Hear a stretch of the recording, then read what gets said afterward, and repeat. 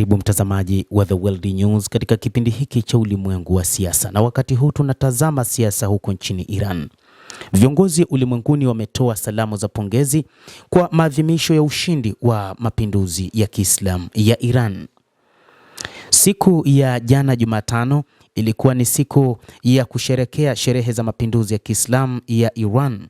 Viongozi wa nchi mbalimbali wametuma jumbe kwa rais wa Iran wakimpongeza kwa namna taifa hilo lilivyoadhimisha siku ya ushindi wa mapinduzi ya Kiislamu, wakitazama tukio hilo kwamba ni tukio lililoshangaza ulimwengu. Idadi ya watu walioshiriki waliweza kuwashangaza watu wengi duniani, kwani moja kati ya jambo ambalo limekuwa likitazamwa ni je, raia nchini Iran wataungana na serikali katika kuadhimisha siku ya mapinduzi kutokana na maandamano yaliyofanyika katika siku za hivi karibuni.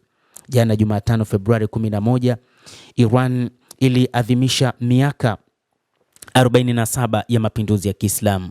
Mamilioni ya wananchi kutoka matabaka mbalimbali katika jamii walijitokeza mitaani kote Iran kushiriki maandamano ya kitaifa na maadhimisho ya miaka 47 ya ushindi wa mapinduzi ya Kiislamu. Viongozi wa mataifa mbalimbali wametuma salamu katika ujumbe wake wa pongezi kwa rais, serikali ya watu wa Iran kwa maadhimisho ya miaka 47 ya ushindi wa mapinduzi ya Kiislamu. Rais Xi Jinping wa China amesema China na Iran ni marafiki wazuri na washirika wazuri, na ninaona umuhimu mkubwa wa maendeleo ya uhusiano kati ya China na Iran. Rais wa China anasema hakuwahi kufikiria kwamba wa Iran wangeungana na serikali yao kutokana na namna ambavyo mataifa magharibi yaliingiza chuki dhidi ya raia pamoja na serikali yao.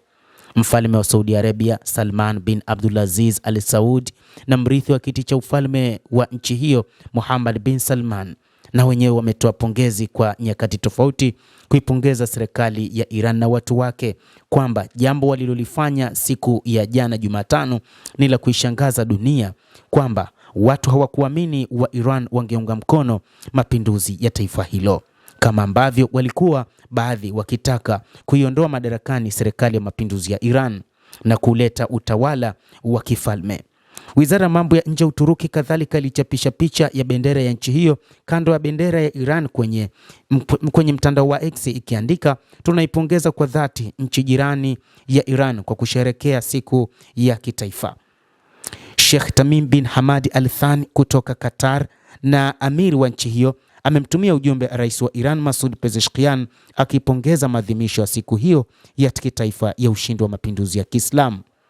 Katika ujumbe wake rasmi, katibu mkuu wa Umoja wa Mataifa Antonio Guterres naye pia amepongeza juu ya kile kilichofanywa na watu wa Jamhuri ya Kiislamu ya Iran kwa kumbukumbu ya ushindi wa mapinduzi ya Kiislamu na kusisitiza umuhimu wa mazungumzo na ushirikiano wa kimataifa katika kukabiliana na changamoto za kimataifa. Baadhi ya viongozi wengine waliotuma ujumbe ni pamoja na waziri mkuu wa Pakistan, rais wa Azerbaijan, waziri wa mambo ya nje wa India na viongozi mbalimbali kutoka BRICS. Hata hivyo, jambo kubwa ambalo wakati huu linaonekana ni jambo la kustaajabisha ni umati uliojitokeza kushirikiana na serikali yao katika maadhimisho ya siku muhimu ya mapinduzi ya Kiislamu ya Iran, jambo ambalo limethibitisha kwamba wa Iran walikuwa wakishinikizwa na mataifa ya magharibi juu ya kupindua utawala wa taifa hilo.